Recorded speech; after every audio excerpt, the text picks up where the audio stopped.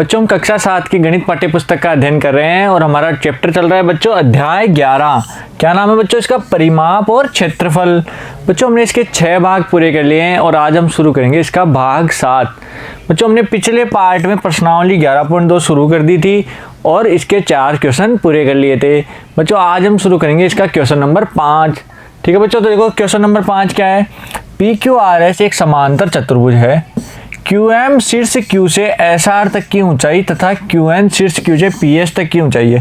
देखो बच्चों PQRS एक समांतर चतुर्भुज दिया हुआ है। अब इसमें देखो Q से SR पर क्या लंबाई है? QM और PS पर क्या है? QN। ये इन दो रेखाओं पर लंब रेखाएं दी हुई है, ऊंचाई है और ये क्या है? ऊंचाई है। यदि SR बराबर 12 सेंटीमीटर, S से R की दूरी कितनी है? 12 सेंटीमीटर है। ठीक है बच्चों, और ये दूरी दी हुई है 7.6 सेंटीमीटर। QM कितनी दी हुई है? 7.6 सेंटीमीटर। तो ज्ञात कीजिए। तो क्या ज्ञात करना है बच्चों? समांतर चतुर्भुज PQRS का क्षेत्रफल। तो बच्चों PQRS का क्षेत्रफल क्या होता है? तो हमें पता है समांतर चतुर्भुज का क्षेत्रफल बराबर उसका क्षेत्रफल क्या होता है बच्चों? आधार गुणा ऊंचाई। ठीक है बच्चों, मैंने याद कराया था आपको सभी को ये सूत्र। आधार को ऊंचाई से गुणा करते हैं तो समांतर चतुर्भुज का क्षेत्रफल आ जाता है। अब यहाँ देखो आधार कितना है बच्चों? आधार देखो, आधार दिया हुआ है SR यानी 12 सेंटीमीटर और इससे संबंधित ऊंचाई कितनी है? इसके सम्मुख शीर्ष से डाले गए लंब की लंबाई। तो सम्मुख शीर्ष है Q से जो लंब डाला है QM, इसकी लंबाई दे रखी है 7.6 सेंटीमीटर। तो बच्चों क्षेत्रफल कितना आ जाएगा? क्षेत्रफल आ जाएगा, आधार को ऊंचाई से गुणा करना है तो बच्चों 12 गुणा 7.6। तो बच्चों गुणा करके देखो कितना आता है। तो यहाँ देखो रफ कार्य करना है, ये 12 गुणा 7.6, 6 का पढ़ा 2 बार 12 हासिल की 1, 6 कम 6 और 1 7, 7 का पढ़ा 2 बार 14 हासिल की 1, 7 1 7 और 1 8, और इनको जोड़ो 2 1 9। और बच्चों पॉइंट कहाँ लगेगा? एक संख्या छोड़ के पॉइंट है तो यहाँ लग जाएगा, तो 91.2। तो बच्चों क्षेत्रफल कितना आ गया? 91.2 सेंटीमीटर स्क्वायर। ये हमारा आंसर हो जाएगा। तो समांतर चतुर्भुज का क्षेत्रफल कितना आ गया? 91.2 सेंटीमीटर स्क्वायर। ठीक है बच्चों, ए समझ में आ गया इसका? उतार लो इसको अपनी कॉपी में। तो बच्चों क्षेत्रफल आ गया 91.2 सेंटीमीटर। अब इसका बी क्या पूछा है बच्चों? बी में दिया हुआ है कि QN ज्ञात करो यदि PS बराबर 8 सेंटीमीटर। तो PS अब 8 सेंटीमीटर दी है। कितनी दे दी बच्चों? PS 8 centimetre. तो QN यानी PS के सम्मुख शीर्ष से डाले गए लंब की लंबाई है QN, यानी ये इस चतुर्भुज की अगर आधार PS मानेंगे तो ऊंचाई क्या हो जाएगी? QN ऊंचाई हो जाएगी। तो बच्चों आधार दिया हुआ है और ऊंचाई पूछी है। तो सबसे पहले हमें क्या दिया हुआ है? आधार कितना है? 8 सेंटीमीटर। ऊंचाई कितनी है? ऊंचाई निकालनी है तो इसको QN नाम दे दिया हमने, QN है ऊंचाई। अब इसका क्षेत्रफल हमें पता है, तो समांतर चतुर्भुज का क्षेत्रफल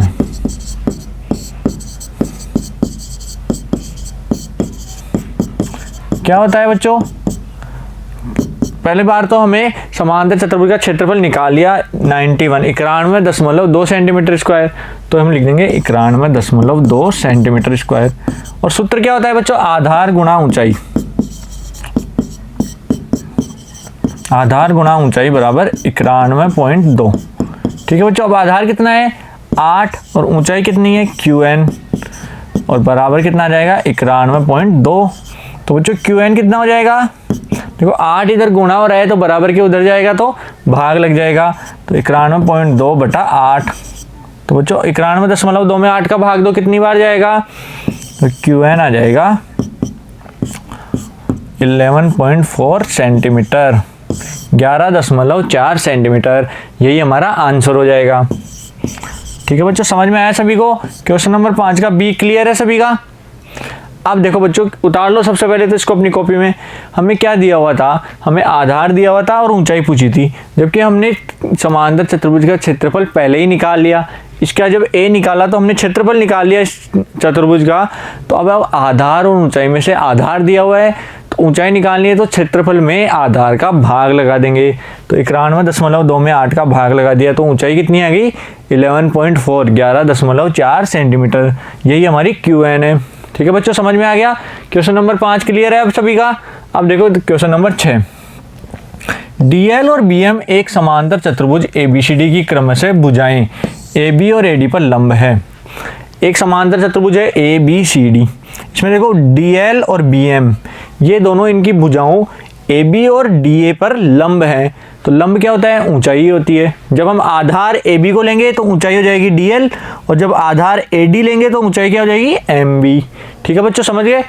यदि समांतर चतुर्भुज का क्षेत्रफल 1470 सेंटीमीटर स्क्वायर है। अब क्षेत्रफल पहले ही दिया हुआ है हमें, तो हम लिखेंगे समांतर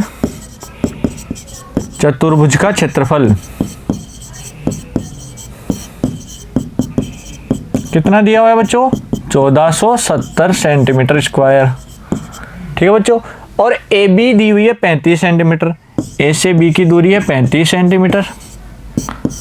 ठीक है बच्चों, और AD दी हुई है 49 यानी 49 सेंटीमीटर। ये है 49 सेंटीमीटर यहाँ से यहाँ की दूरी। ठीक है, ये दो दूरियां हमें दी हुई है। और क्या पूछा है कि BM तथा DL की लंबाई ज्ञात कीजिए। तो सबसे पहले देखो BM की लंबाई ज्ञात करनी है, BM और DL दोनों की निकालनी है। तो सबसे पहले BM की दूरी ज्ञात करेंगे। BM क्या है, BM B से सम्मुख भुजा AD पर डाला गया लंब। अगर हम आधार को AD मानेंगे तो ऊंचाई क्या हो जाएगी BM। तो हम लिखेंगे आधार बराबर AD, और AD कितना है 49 सेंटीमीटर।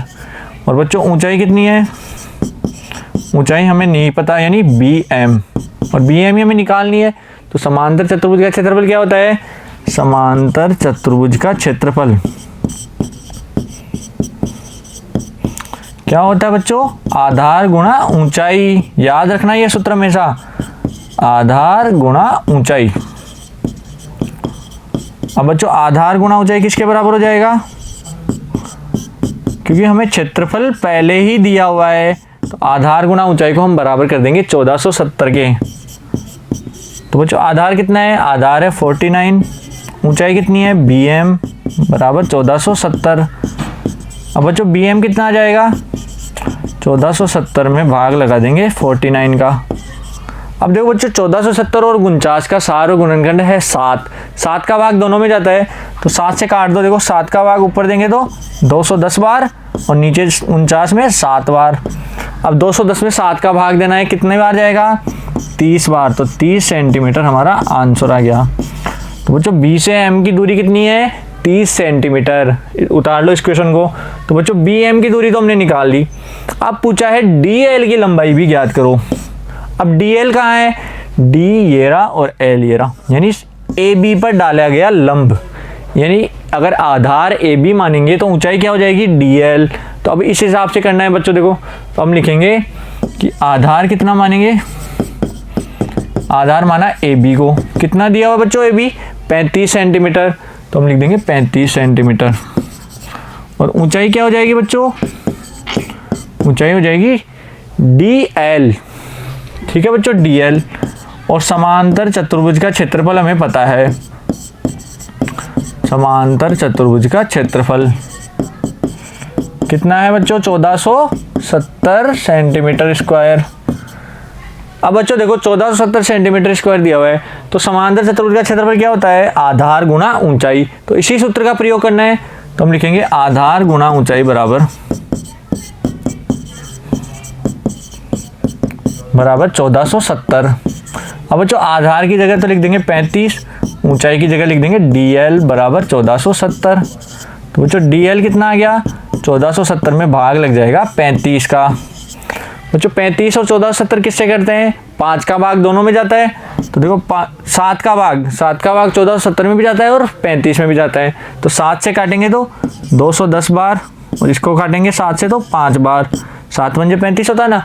अब 210 में 5 का भाग दो, कितनी बार जाएगा 42 बार। तो हमारा DL की लंबाई कितनी आएगी 42 सेंटीमीटर। यही हमारा आंसर हो जाएगा। ठीक है बच्चों, तो BM और DL इन दोनों की लंबाई पूछी थी तो हमने पहले BM की निकाली 30 सेंटीमीटर और DL की निकाली तो 42 सेंटीमीटर। ठीक है बच्चों, क्वेश्चन नंबर 6 सबका क्लियर हो गया बच्चों। दोनों की हमने ऊंचाई निकाल ली BM और DL। ठीक है बच्चों, उतार लो कॉपी में। पहले ये उतारना है और उसके बाद ये उतारना है जिसमें DL की लंबाई आ गई। अब देखो बच्चों आगे क्वेश्चन नंबर 7। त्रिभुज ABC A पर समकोण है और AD भुजा BC पर लंब है। देखो बच्चों त्रिभुज दिया हुआ है ABC, जहां A पर क्या बन रहा है 90 डिग्री का कोण बन रहा है, दिख रहा है सभी को। अब देखो आगे, यदि AB बराबर 5 सेमी, AB कितनी है 5 सेंटीमीटर, BC कितनी है 13 सेंटीमीटर और AC कितनी है 12 सेंटीमीटर, तीनों भुजाएं हमें दी हुई है और क्या बताया हुआ है कि AD लंब है BC पर। ठीक है बच्चों, तो त्रिभुज ABC का क्षेत्रफल ज्ञात कीजिए। हमें त्रिभुज ABC का क्षेत्रफल निकालना है। तो बच्चों क्षेत्रफल कैसे निकालते हैं, तो बच्चों 90 डिग्री का कोण बन रहा है, तो इस चित्र को अगर हम थोड़ा घुमाकर बनाएं, इस चित्र को मैं अगर घुमा दूं तो ये चित्र बिल्कुल ऐसा है, जब जहां पर 90 डिग्री का कोण बन रहा है A पर, यहाँ क्या है C, यहाँ क्या है B, ये है 13 सेंटीमीटर, ये है 5 सेंटीमीटर, AB है 5 सेंटीमीटर और AC कितना है 12 सेंटीमीटर। ठीक है बच्चों, देखो इस चित्र को मैंने थोड़ा घुमा दिया और AD कहाँ है, A से सम्मुख भुजा पर लंब, ये AD दी हुई है। अब इस त्रिभुज का क्षेत्रफल निकालना है, तो कैसे निकालेंगे बच्चों, त्रिभुज का क्षेत्रफल क्या होता है, त्रिभुज का क्षेत्रफल क्या होता है 1/2 गुणा आधार गुणा ऊंचाई। ये सूत्र सभी को याद होना चाहिए, 1/2 गुणा आधार गुणा ऊंचाई। अब देखो इस चित्र में ध्यान से देखो, आधार तो क्या है 5 सेंटीमीटर और ऊंचाई क्या है 12 सेंटीमीटर। आधार 5 है और ऊंचाई 12 है, तो बच्चों हमारा 1/2, आधार की जगह 5, ऊंचाई की जगह 12, तो कितना आ गया बच्चों, 12 को 5 से गुना किया तो 60/2, तो 30 सेंटीमीटर स्क्वायर। तो ये आ गया त्रिभुज का क्षेत्रफल। कितना आया बच्चों, त्रिभुज का क्षेत्रफल आ गया 30 सेंटीमीटर स्क्वायर। अब क्या पूछा है कि AD की लंबाई भी ज्ञात कीजिए। AD की लंबाई ज्ञात करनी है, तो बच्चों अब इस चित्र का उपयोग करेंगे। अब इस चित्र में अगर आधार माने BC को, आधार किसको मानेंगे BC को, तो ऊंचाई कितनी हो जाएगी AD के बराबर, ऊंचाई AD और आधार BC, और त्रिभुज का क्षेत्रफल हमें पता चल गया कितना 30 सेंटीमीटर स्क्वायर। तो बच्चों देखो सबसे पहले त्रिभुज का क्षेत्रफल कितना है 30 सेंटीमीटर स्क्वायर। आधार क्या लेंगे अब बच्चों, आधार लेंगे, देखो ध्यान से, B से C तक की दूरी कितनी है 13 सेंटीमीटर, तो आधार लेंगे BC, कितनी है 13 सेंटीमीटर। और बच्चों ऊंचाई कितनी हो जाएगी, ऊंचाई हो जाएगी AD के बराबर। सम्मुख शीर्ष से भुजा पर आधार पर डाला गया लंबी ऊंचाई होती है, तो A से D तक की लंबाई क्या हो जाएगी ऊंचाई। यहाँ तक समझ में आ गया सभी को। अब देखो त्रिभुज का क्षेत्रफल क्या होता है, त्रिभुज का क्षेत्रफल होता है 1/2 गुणा आधार गुणा ऊंचाई। ठीक है बच्चों, ये तो सभी को पता है, 1/2 गुणा आधार गुणा ऊंचाई त्रिभुज का क्षेत्रफल होता है। अब आधार कितना रखेंगे, आधार रखेंगे 13 और त्रिभुज का क्षेत्रफल देखो 1/2 गुणा आधार गुणा ऊंचाई किसके बराबर हो जाएगा बच्चों, ये हो जाएगा 30 के बराबर, क्योंकि त्रिभुज का क्षेत्रफल 30 सेंटीमीटर स्क्वायर है। आधार की जगह कितना रखना है, आधार की जगह 13 और ऊंचाई की जगह AD बराबर 30। अब बच्चों देखो यहाँ वज्र, इसको बटा 1 कर देंगे और वज्र गुणा क्या कर देंगे, वज्र गुणन, जो इधर ऊपर अंश की संख्या इधर हर से गुणा और इधर हर की संख्या अंश से गुणा। ठीक है, ये तो सबको समझ में आता है ना। तो बच्चों देखो 13 गुणा AD बराबर 30 गुणा 2, 30 गुणा 2। ठीक है बच्चों, यहां तक समझ में आ गया। तो AD कितना आ जाएगा, तो AD बराबर हो जाएगा 30 गुणा 2/13 यानी 60/13 सेंटीमीटर। ये आ गई AD की लंबाई और यही हमारा आंसर हो जाएगा। कितना बच्चों, 60/13। ठीक है बच्चों, समझ में आ गया सभी के। क्या आएगा आंसर, त्रिभुज का क्षेत्रफल अगर हमने निकाल लिया 30 सेंटीमीटर स्क्वायर, तो बच्चों त्रिभुज के क्षेत्रफल से हमने ऊंचाई AD की दूरी निकाली। तो देखो बच्चों AD ये वाली दूरी कितनी आ जाएगी, ये आ जाएगी 60/13 सेंटीमीटर। ठीक है बच्चों, क्वेश्चन नंबर 7 सबका क्लियर हो गया। इसको उतार लो, देखो ध्यान से। पहले त्रिभुज आकृति दी हुई थी, इसको हमने थोड़ा घुमाकर त्रिभुज का क्षेत्रफल निकाला। क्योंकि ये समकोण त्रिभुज है इसलिए इसकी ऊंचाई और आधार इसकी भुजाई हो जाएगी। ठीक है बच्चों, समझ गए। तो त्रिभुज का क्षेत्रफल निकाल लिया 30 सेंटीमीटर स्क्वायर, और हमने इसके त्रिभुज के क्षेत्रफल से इसकी ऊंचाई भी निकाल ली। एडी की लंबाई आ गई 60/13 सेंटीमीटर। ठीक है बच्चों, अब देखो क्वेश्चन नंबर 8। त्रिभुज एबीसी समद्विबाहु त्रिभुज है जिसमें AB बराबर AC बराबर 7.5 सेंटीमीटर। एबीसी क्या है, समद्विबाहु, यानी दो भुजाएं समान है।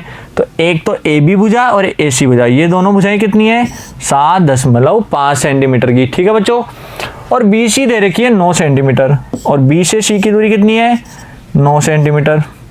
तो बच्चों A से BC तक की ऊंचाई AD है, A से BC तक की जो ऊंचाई है वो AD दी रखी है, और ये कितनी है बच्चों, 6 सेंटीमीटर। इसकी लंबाई दे रखी है 6 सेंटीमीटर। और दूसरी ऊंचाई क्या है, और बच्चों C से AB तक की ऊंचाई दे रखी है CE। तो बच्चों पहले तो त्रिभुज ABC का क्षेत्रफल ज्ञात करना है और फिर CE की लंबाई भी निकालनी है। तो बच्चों हमें दो काम करने हैं, पहले तो त्रिभुज का क्षेत्रफल निकालना है और फिर दूसरी ऊंचाई अर्थात CE की लंबाई भी निकालनी है। तो बच्चों त्रिभुज का क्षेत्रफल क्या होता है, त्रिभुज का क्षेत्रफल होता है 1/2 गुणा आधार गुणा ऊंचाई। तो बच्चों आधार कितना है, आधार हमें दिया हुआ है 9 सेंटीमीटर, और बच्चों ऊंचाई कितनी है, ऊंचाई हमें दी हुई है 6 सेंटीमीटर। जो AD है वही तो ऊंचाई है, तो AD दे रखी है 6 सेंटीमीटर। तो त्रिभुज का क्षेत्रफल कितना आ जाएगा बच्चों, 1/2 गुणा आधार गुणा ऊंचाई। बच्चों 9 को 6 से गुणा किया तो 9 छिका 54, 54 में 2 का भाग लगाएंगे, कितना आएगा, 27 सेंटीमीटर स्क्वायर। ये हमारा त्रिभुज का क्षेत्रफल आ गया। ठीक है बच्चों, एक आंसर तो आ गया सभी के। त्रिभुज का ABC का क्षेत्रफल ज्ञात करो, तो हमने क्षेत्रफल कितना निकाल दिया, 27 सेंटीमीटर स्क्वायर। यहाँ तक समझ में आ गया सभी को। अब देखो, अब हमें CE निकालना है। तो बच्चों CE क्या है, जब अगर हम आधार AB आधार लेंगे, त्रिभुज का आधार AB लेंगे, तो इसके सम्मुख शीर्ष से डाला गया लंब क्या हो जाएगा, त्रिभुज की ऊंचाई। तो अगर आधार AB है तो ऊंचाई क्या हो जाएगी, CE। तो बच्चों इससे हमें CE की लंबाई निकाल सकते हैं। तो बच्चों ध्यान से देखो, त्रिभुज का क्षेत्रफल कितना आ गया, त्रिभुज का क्षेत्रफल आ गया 27 सेंटीमीटर स्क्वायर। और बच्चों आधार क्या मानेंगे, अब आधार लेना है हमें भुजा AB को। तो AB कितनी है, 7.5 सेंटीमीटर। तो आधार लेंगे AB और ये है 7.5 सेंटीमीटर। और बच्चों ऊंचाई कितनी हो जाएगी, ऊंचाई लेनी है बच्चों CE को। ध्यान से देखो, CE क्या है, ऊंचाई। तो इसको ले लेंगे अपन CE। अब बच्चों देखो, त्रिभुज का क्षेत्रफल क्या होता है, त्रिभुज का क्षेत्रफल बराबर 1/2 गुणा आधार गुणा ऊंचाई। ठीक है बच्चों, अब आधार और ऊंचाई हमें दी हुई है, तो 1/2 गुणा आधार गुणा ऊंचाई कितना हो जाएगा, कितना हो जाएगा बच्चों, क्षेत्रफल दिया हुआ है 27, तो ये हो जाएगा 27 के बराबर। आधार की जगह क्या रखेंगे, आधार की जगह 7.5 और ऊंचाई की जगह CE बराबर 27। अब बच्चों इसको वज्र गुणा कर देंगे। वज्र गुणा कैसे होगा, बटा 1 लगाएंगे और क्रॉस मल्टीप्लाई। तो 7.5 तो गुणा हो जाएगा CE से और 27 गुणा हो जाएगा 2 से। ठीक है बच्चों, यहाँ तक समझ में आ गया सभी के। अब देखो CE बराबर क्या आ जाएगा, CE बराबर आ जाएगा 27 गुणा 2 बटा 7.5। अब बच्चों अगर दशमलव हटाऊंगा तो क्या हो जाएगा, दशमलव के आगे जितनी संख्या होती है उतनी जीरो लग जाती है। तो इस दशमलव को हटाने से यहाँ क्या हो गया, 20। तो 27 गुणा 20 बटा 75। अब बच्चों देखो 5 से काटो, 5 20 और 75 दोनों कटते हैं, तो 5 चौक 20 और 15, तो 4 और 15 बार कट गया। अब 27 और 15 किससे करते हैं, 3 से, 3 नाम 27 और 3 पंजे 15। तो बच्चों 9 चौक 36 बटा 5 कितना आ गया बच्चों, 36 बटा 5 सेंटीमीटर। ये हमारा आंसर आ गया। तो बच्चों लंबाई CE की लंबाई कितनी आ गई, 36/5 सेंटीमीटर। ठीक है बच्चों, समझ में आ गया सभी के? उतार लो क्वेश्चन को। यहाँ से शुरू करना है बच्चों, डायग्राम भी बनाना है और क्वेश्चन को यहाँ से शुरू करके उतारना है। ठीक है बच्चों, समझ में आ गया? तो त्रिभुज का क्षेत्रफल तो आ गया 27 सेंटीमीटर स्क्वायर और सी की लंबाई आ गई 36/5 सेंटीमीटर। तो बच्चों हमारी प्रश्नावली 11.2 पूरी हो गई है। और बच्चों आशा करता हूँ आपको अच्छे से समझ में भी आई होगी। बच्चों फिर भी कोई कन्फ्यूजन है तो आप वीडियो को शुरू से दोबारा देख सकते हैं, जिससे आपके सारे डाउट क्लियर हो जाएंगे। ठीक है बच्चों, अब अगले पार्ट में हम शुरू करेंगे प्रश्नावली 11.3 के उदाहरण। Thank you.